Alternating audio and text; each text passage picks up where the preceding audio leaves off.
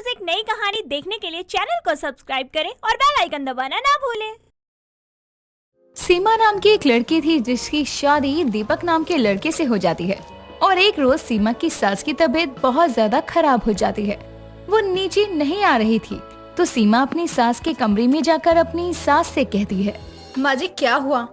आज आप अभी तक उठी नहीं? आपकी तबीयत तो ठीक है ना? आपने अभी तक नाश्ता भी नहीं किया है। कुछ नहीं बहू, पता नहीं आज कुछ तबीयत ठीक नहीं लग रही, जिस वजह से पूरा सर दर्द से फटा जा रहा है।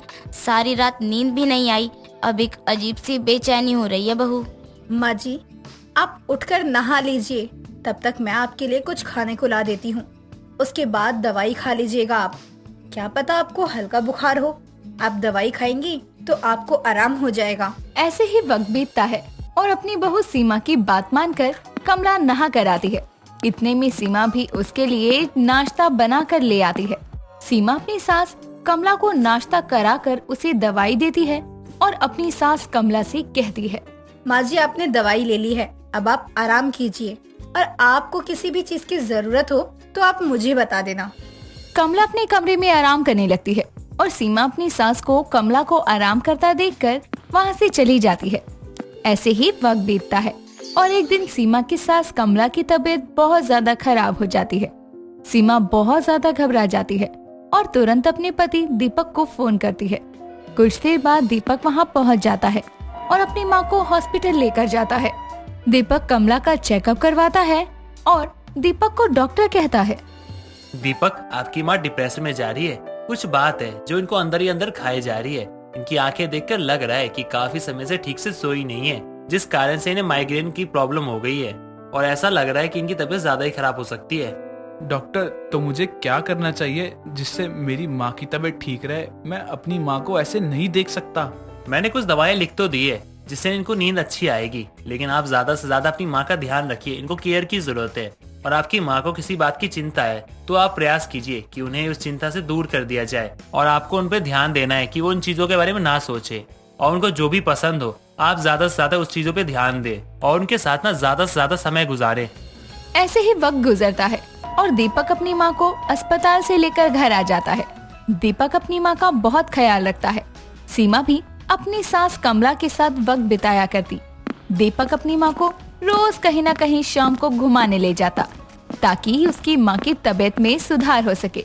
कमला भी अपनी दवाई को टाइम पर लेती और आराम करती। ऐसे ही वक्त गुजरता है। कमला की तबीयत अब धीरे धीरे ठीक होने लगी थी। एक दिन कमला अपने घर के बाहर बनी चौखट पर बैठी थी। तभी वहाँ पड़ोस की विमला आकर कहती है, क्या हाल है कमला दीदी? अब आपकी तबीयत कैसी है?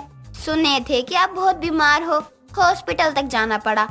डॉक्टर हम अपने बेटे से पूछे तो वो बोला कि ये सब चिंता बहुत करने से ज्यादा हो गई है। ए दीदी तुम कौन चीज का टेंशन ले रही हो? बेटा सबका शादी कर ली हो, सब अपना अपना घर बसा लिए हैं, अब कौन चीज का टेंशन ले रही हो? नहीं विमला, सब ठीक है, मैं कोई टेंशन नहीं ले रही हूँ, बस थोड़ा बहुत तो लगा ही रहता है सबका, वही है। हाँ तो बताइए ना हमको जरा। नहीं विमला, चिंता की तो कोई बात नहीं है, बाकी तुझे तो पता ही है सब कुछ।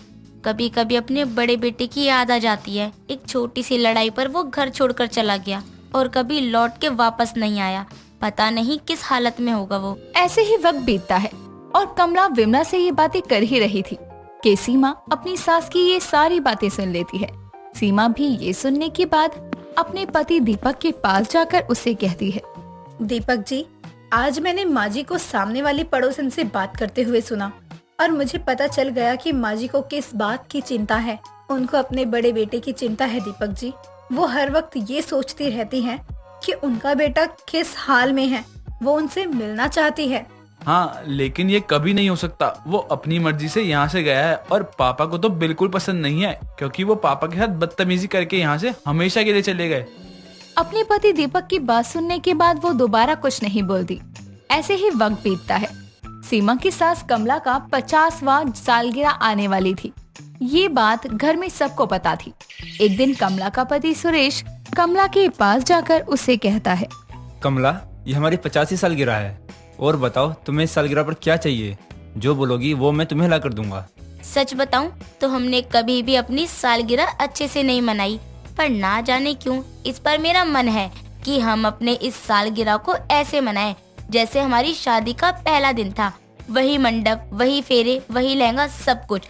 मुझे वो समय फिर से जीना है। क्या बात है, तुम्हें फिर से शादी करनी है मुझसे? पर हमें ये सब करता देख बेटा बहू क्या सोचेंगे? लोग बोलेंगे बुढ़ापे में जवानी चढ़ रही है।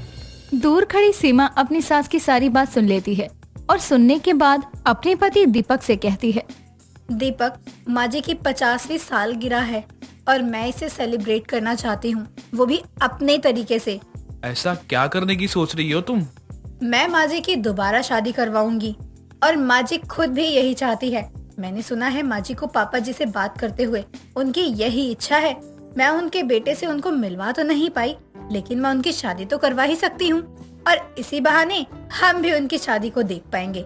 कितना अच्छा लगेगा ना कि बेटा बहू भी अपने माँ बाप की शादी में होंगे। हाँ, वैसे आइडिया बुरा नहीं है, मुझे अच्छा लगा ये प्लान तुम्हारा, और माँ भी खुश होगी। सीमा अपनी सास की 50वीं सालगिरह की तैयारी में लग जाती है और शॉपिंग करनी शुरू कर देती है।